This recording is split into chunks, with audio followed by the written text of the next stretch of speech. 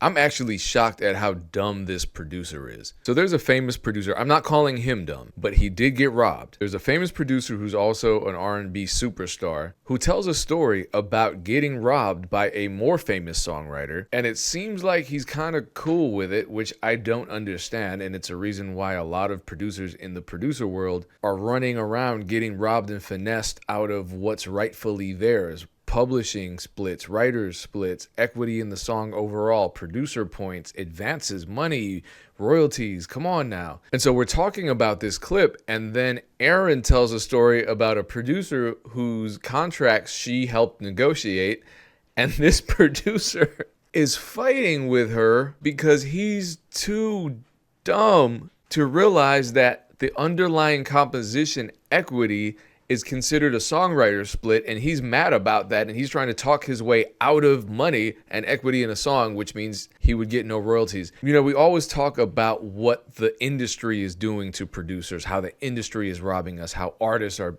mistreating us and disrespecting us. We're disrespecting ourselves. And the crazy thing is, it's so easy to not fall victim to our own ignorance. But learning about the music business isn't glamorous. Go on YouTube and look at these producer videos. You know, some of them have 10,000, 20,000 views, and they're instructive. They're like, this is how you make money building a type beats channel. This is how you make sure you get your publishing splits as a producer. But the producer videos that get millions of views, it's producer crash outs. It's people beefing in the producer community. It's dumb shit that doesn't actually enrich anybody's life or teach them anything about the music business. It is what it is. The fact of the matter is, if you just learn above the bare minimum shit, if you even learn the bare minimum about the music business as a producer, you are already ahead of probably 95% of your so-called competition. Anyway, this is from the podcast. Drop a comment if this has happened to you, or if you had any misconceptions about how producer splits worked. The link to the full podcast channel is below in the description. I'm going to pin a link to that too. Thank you for watching. Hopefully you don't make the mistakes that the producers do in this video. Learn from other people's mistakes. A lot easier than making them for yourself.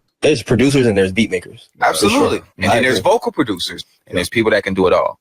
You know what I'm saying? But the truth of the matter is, we trying to have a hit fucking record. Now, if somebody can come in and tweak something to make it better, they are a producer on this song. Tweak. Yep. I agree. That's how I look at it. So, and I believe that they deserve a percentage. Yeah. Everybody that plays a part.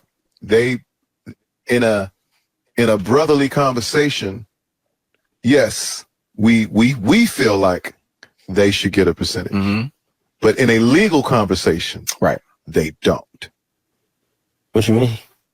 They're not writers. They're not writers. They're not writers. So like, publishing is reserved for the writers, the original creators of a thing, right?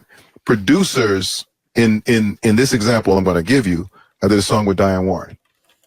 Diane Warren played the chords, wrote the song, gave me a tape. This is how it goes. Make the beat around it. Produce the beat around it. Mm-hmm. I do the song. We did it for Keisha Cole. I do the song. Like, yes, this is crazy. I'm about to share a song with Diane Warren. Mm-hmm. This publishing gonna be crazy. They're like, yeah, so how much publishing do I get? They're like, none. What do you mean? What do you mean none? I produced the beat. Yeah, you produced. But she wrote the song. The original piano melody and everything, all the chords, and all the vocal line melody. That's the song. I have a lot of thoughts on this, so I'm gonna suspend my. What are those thoughts? Oh, you just want me to go right in early. Shout out to Tank. He's from Wisconsin. People don't know that. I don't love that Tank is normalizing what happened with Diane Warren. So if I write a song's lyrics and melodies, and Tank comes in and writes, a keyboard line, some top line melodies on keys, composes the bass line, drums, etc., all the stuff that he said, that's co-writing. I'm sorry. It's not production. It's co-writing. I mean, it's both, because you're producing it, but you've written whatever additional melodies and embellishments. When he says all the pretty shit that I added, that's melodic. So even if it weren't, I'm not elevating Diane Warren. She's an incredibly successful songwriter. I think it doesn't matter in my opinion. She's an incredibly successful songwriter. I want to point out something incredibly problematic with all this. So first of all PROs, right, consider anyone who's involved in a song a writer. So when they said from a legal standpoint, producers don't get a split, that's absolutely wrong. That's when things get dangerous, because that's a very clear absolutist statement. Producers don't get a writer's split because producers aren't writers. And then Tank goes on to describe that he wrote parts. So I'm like, nah. Tank, Diane Warren just played you. I'm sorry. I wish you had just said, you know what? That was an ugly situation. She shouldn't have done that. Her people are they do business a certain way, but not everyone does business that way. And there's not any sort of like hardline legal justification for what they did. If you Google it, if anyone's ever registered a title, you'll know that there are all these different categories, subcategories for the writers. So it's not just when you register a song through BMI or ASCAP, you categorize a person as a songwriter. No, it's songwriter / lyrics author, songwriter, composer, songwriter, arranger, songwriter, programmer. Sounds like Tank did all of that minus writing the lyrics. And, you know, the chord progression. The funny thing is, you hear people say all the time, beat makers don't deserve a split, but producers do. And then in this clip, they're saying the opposite. Beat makers get the split, but songwriters or producers don't. I'm like, nah, man, everyone gets a split. Here's the other thing. So Diane Warren, if you don't know who she is, look her up. She's worth tens of millions of dollars. She's written hits, pop hits, but she doesn't want to give Tank any co-writing equity for producing a beat around her song. Now, of course, Diane Warren, just like Azalea Banks, who we covered in a recent episode, and every other rapper who sings or claims producers don't deserve song equity, is a hypocrite. Here's a quote I found directly from Diane Warren. She was on a Rolling Stone podcast, and this is the quote: "Selling my songs would be like selling my soul, and that's not for sale." So she won't sell her soul, but if you work with her, you will have to sell your soul because you're not getting equity in the song that you helped create. I think it's problematic to me because of who's saying it. Somebody who is like so respected, been in the game for so long. So the assumption is like this person really knows what they're talking about. And in actuality, it's really just causing confusion, because when I heard it, I just like, that doesn't sound right or fair to me. But yeah, that's what I think it's because it can have a real effect, because he has a voice, like Tank has a voice that I think, you know, people look up to, people really respect. So if he can get finessed out of his publishing, sound like pretty easy. Yeah.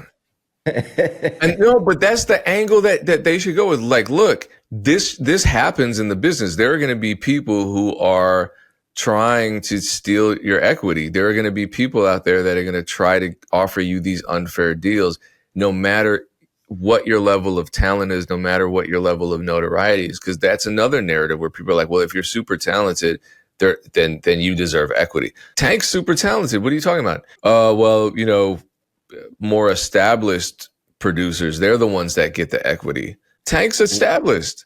So you have someone that's as established as Tank. You know what? I'm making so many connections now. Remember when we talked about Brick and how he said being a successful producer is depressing because of all these things? Bro, if it's happening to Brick, who's 8 times platinum off one single, and it's happening to Tank, who's, I don't even know how to describe it, a multi-talented singer, songwriter, producer, instrumentalist, it could happen to anybody. So cut that shit out. And really the angle I would have loved to hear, and there should have been pushback. There's never any fucking pushback on these clips that we watch. Like with the Timbaland thing, when he said AI is the only thing with a pure soul, no fucking pushback. When Tank says producers don't get any sort of equity, everyone's like, yeah. Like, stop saying yeah. I'm not saying say no. I'm not saying turn up on somebody, but just say, wait a minute. But that's because it's Tank. Because it's what's the cat in the middle? What's his name? What's the producer's name?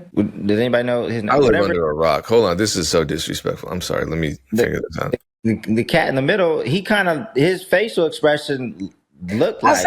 We need to watch the rest of the interview. I shouldn't have read the comments, but there are so many people. Like, here's one comment where a woman says, my thing is getting production credit / royalties should be more than enough. Why be greedy and want to tap into the writer's portion? So there are so many dumbasses out there who, I guess it's the problem with, like you said, Erinn, it's the problem with the vernacular and the nomenclature and the semantics and all that, where it's like someone hears songwriter and they think, oh, if you don't write lyrics, you're not a songwriter, which is a stupid ass childish way to think. And it shows that you're not in the music business, but, or that you actually, what am I saying? No.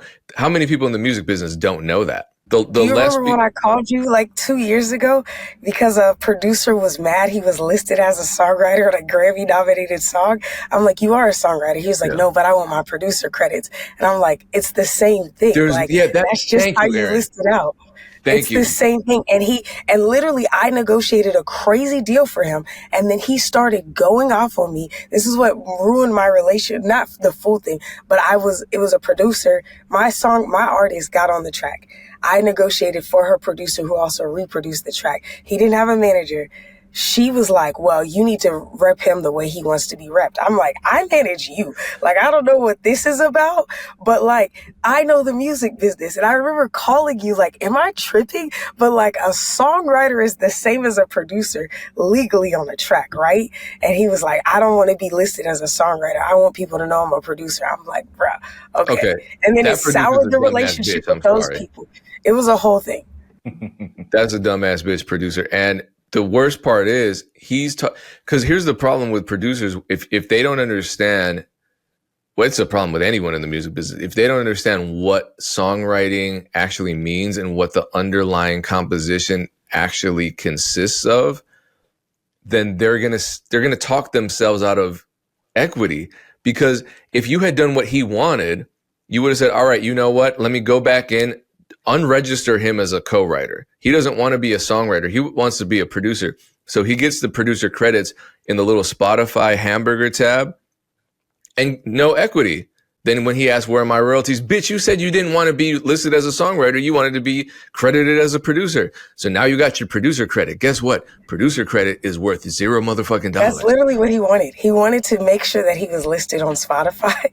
And I'm like, bro, you are one of literally 8 producers because it was an award-winning track and then they did a remix and then it got renominated for a Grammy the following year. And he was like, da-da-da-da. And I was like, hey, bro, go back and you negotiate this. They weren't even going to include him on the track. No writer's credit, no nothing. They weren't going to include him on the track. And then, shortly after, I wasn't working with that artist anymore, last artist I worked with.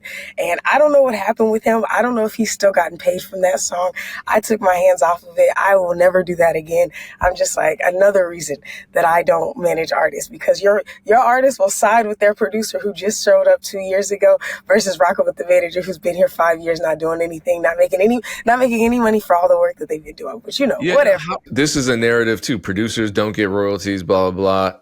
And it's always because, the artists do more work and producers double dip. So you hear that producers double dip all the time because they get an advance in royalties. But it's like, all right. And this is what Azalea Banks was saying as well. And maybe this is how Diane Warren and her people explained it to Tank, just to break him down and make him feel lesser. And so he accepted that deal. I don't know. I can't speak on, I wasn't there. But say an artist gets signed to a label, the label pays them in advance. The label gives them a production budget. So they're not even really paying for this shit.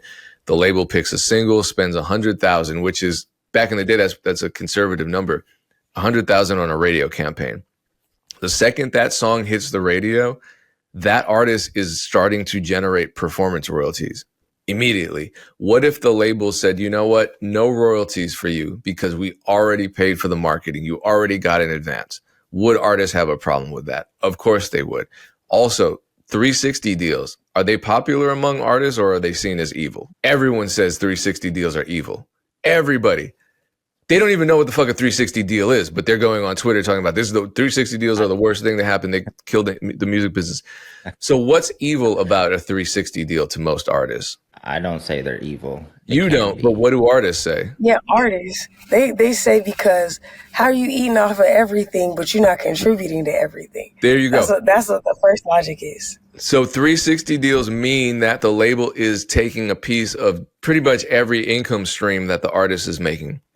Compare a 360 deal to an artist cutting out a producer entirely from song equity through a beat buyout. Which is worse? A 360 deal, someone's taking a little bit of this, a little bit of that, or a beat buyout where the artist is telling the producer, you're not worth shit, so you get nothing.